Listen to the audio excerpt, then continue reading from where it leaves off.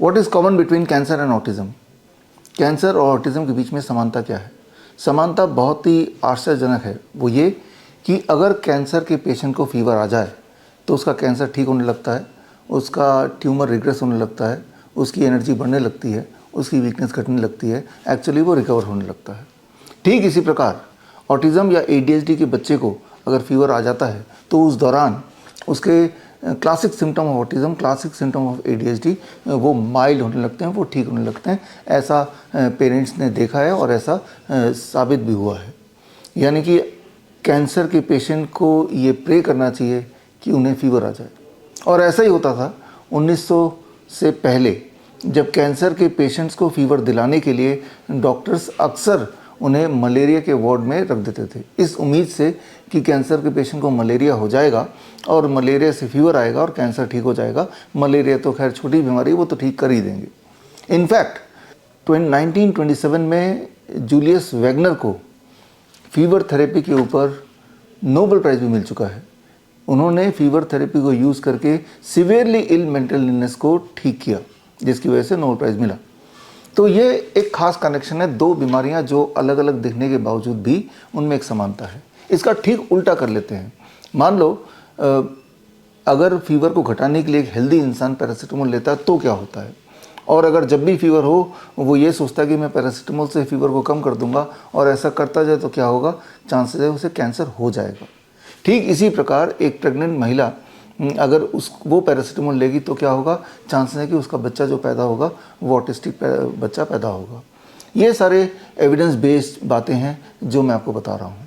तो आपने देखा कि अक्सर जैसा हमारी कॉमन धारणा है, जो कॉमन मिथ है कि फीवर आ गया पैरासीटामोल ले लो, यही हम सोचते हैं, जबकि इसका असर कितना ज़्यादा मैग्नीफाइड हो सकता है, कितना बुरा हो सकता है, इस बात पे किसी ने आपको कभी बताया नहीं।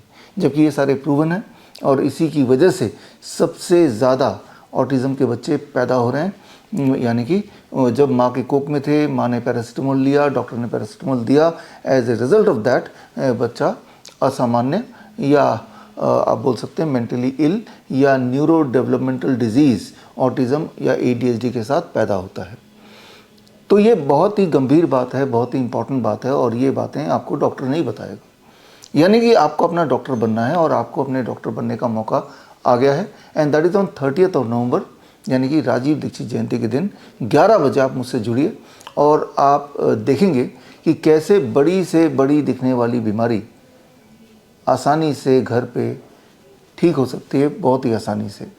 खैर, इस दिन मैं एक किताब लॉन्च कर रहा हूँ। किताब का नाम है क्योर ऑटिज़म नाउ, और इस किताब के माध्यम से मैं अपने 1000 से अधिक ऑटिज़म या ADHD के बच्चों के सक्सेस स्टोरीज़, उनके केस स्टडी भी मैं पेश करूँगा। बोलने का मतलब ये है कि जो आप तक आप सुनते आए हैं, ऑटिज़म एक जेनेटिक डिजीज़ है, ये ठीक नहीं हो सकता, ये ऐसे ही रहेगा, एक तरफ तो ये सुनते आए हैं और एक तरफ आप ये भी देखते आए हैं कि समय के साथ साथ ऑटिज़म और ADHD बहुत कॉमन होता जा रहा है। याद कीजिए मेरी उम्र के लोग, हम जब स्कूल में जाया करते थे ये नाम थे ही नहीं, ऑटिज़म नाम की कोई बीमारी थी ही नहीं, virtually it was not there. ADHD नाम की कोई बीमारी नहीं थी, ना कोई ऐसा बच्चा था। लेकिन आज की तारीख में अगर बात करें, भारत में हर 100 में से एक बच्चा ऑटिस्टिक और हर 10 में से एक बच्चा ADHD का शिकार है।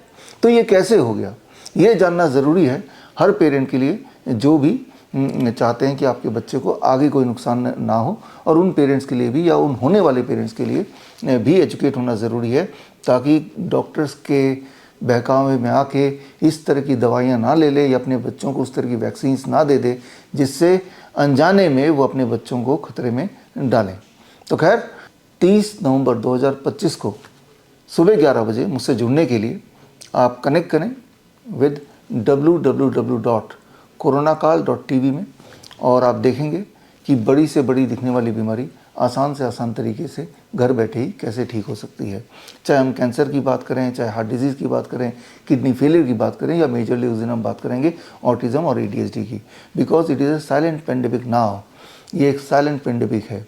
आपको लगता है कि ऐसे बच्चे अगर इतने अधिक हैं तो इतने अधिक क्यों नहीं दिखते? वो इसलिए नहीं दिखते क्योंकि वो घर के 4 दीवारी में कैद रहते हैं, या फजूल के ऑक्यूपेशनल थेरेपी सेंटर्स में उनको पूरा दिन एक तरह से टॉर्चर किया जाता है। किस तरह से वो टॉर्चर होते हैं? क्योंकि वो अपनी बात ठीक से पेरेंट्स को बता भी नहीं पाएंगे, तो पेरेंट्स को भी लगता है कि occupational therapy, behaviour therapy, speech therapy, किसी न किसी उम्मीद से हर महीने 25 से 50,000 रुपये खर्च करके उनको भेजते रहते हैं, इस सोच के साथ कि शायद कभी मेरा बच्चा ठीक हो जाएगा। लेकिन वो दिन कभी ना आता है ना आएगा, क्योंकि ये जो ऑक्यूपेशनल थेरेपी है, सो कॉल्ड स्पीच थेरेपी है, ये एक तरीका है इस तरह के बच्चों के बहाने ठीक करने के बहाने उनके पेरेंट्स को लूटने का। खैर, इस जाल से आप बच सकते हैं, इस जाल से आप उन पेरेंट्स को बचा सकते हैं जो इस जाल में फंसे हुए हैं।